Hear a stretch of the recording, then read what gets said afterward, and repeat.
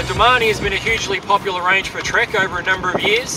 The 2017 lineup features carbon and alloy versions, disc and non-disc equipped versions, and also the Race Shop Limited. Today we're testing the SL5 disc, so we're going to give you a thorough run through of that.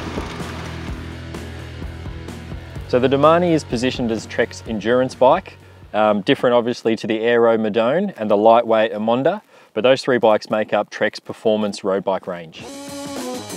A quick look at how the Domane stacks up against the Metron and the Emonda in terms of geometry. For a 58cm frame, which is what we're testing here, the head tube length is 0.5 centimetre taller, the head tube angle is almost 2 degrees slacker, the chainstay length is over 1 centimetre longer, and all up the wheelbase is 3 centimetres longer. All basically going towards putting the rider in a more upright position and creating a more stable platform. So Trek have taken the bold approach to prioritise the wheel set over the group set. So we're going to run through both of those now so you get an idea of what they're trying to achieve and what this bike's all about. So the drivetrain for this model is the Shimano 105. We've got a compact crank setup at the front, so 50 teeth on the large chainring, 34 tooth on the small chainring. We've got 1132 cassette out the back, so that's going to provide a massive range to conquer any terrain. The wheel set for the Domane SL5 disc are the Vision Metron 40s, which instantly catapult this bike into the race performance category. So these carbon wheels are 40mm deep, feature CNC machined aluminium hubs, laced with high quality aero bladed spokes. So when we compare the group set and the wheel set, therein lies the interesting approach that Trek have taken. They've clearly prioritised the wheel set at the expense of the drivetrain. So at this price bracket, you would almost expect Ultegra, possibly even Ultegra Di2 at a stretch, at a very strong stretch. So the question is, do people prioritise group sets or do they prioritise wheel sets? And truth be told, there's not much that's going to influence ride quality and performance more than a wheel set is going to do. The wheels come standard with enormous 32mm Bontrager R2 hard case light tyres, which we found virtually bomb-proof. But one thing you notice with the 32mm tyres is that really does a lot of the heavy lifting as far as the road vibration goes. It really takes away a lot of the buzz that you would normally feel, and it's not until you get on this really heavy stuff that you notice the front and rear IsoSpeed.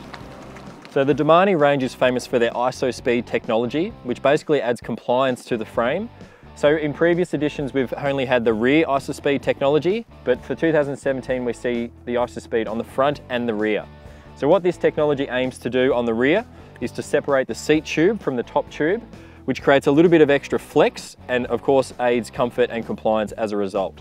The front IsoSpeed aims to do a similar thing, separating the steerer tube from the head tube, again allowing a little bit more flex and providing as much as 10% greater compliance or comfort in the front end. Many might think that the front IsoSpeed feels almost like a loose headset with the front and backwards movement, but it doesn't feel like that at all. It's more of just a softening of the front end when you really hit those jarring bumps. That's when it really becomes noticeable. So it's clear to see from the way Trek have put this bike together that they've prioritised ride quality over how it reads on paper, and from that perspective it's a huge success. The SL5 is one of the most comfortable, if not the most comfortable bike I've ridden, not only in terms of fit, but also smoothness on the road. It provides a lot of stability and really predictable handling. Now, some of you might question the 32mm tyres as far as performance goes on the road, but it's not as noticeable as you might think. Certainly, I thought the bike would be rather slow, take a lot of time to get up to speed.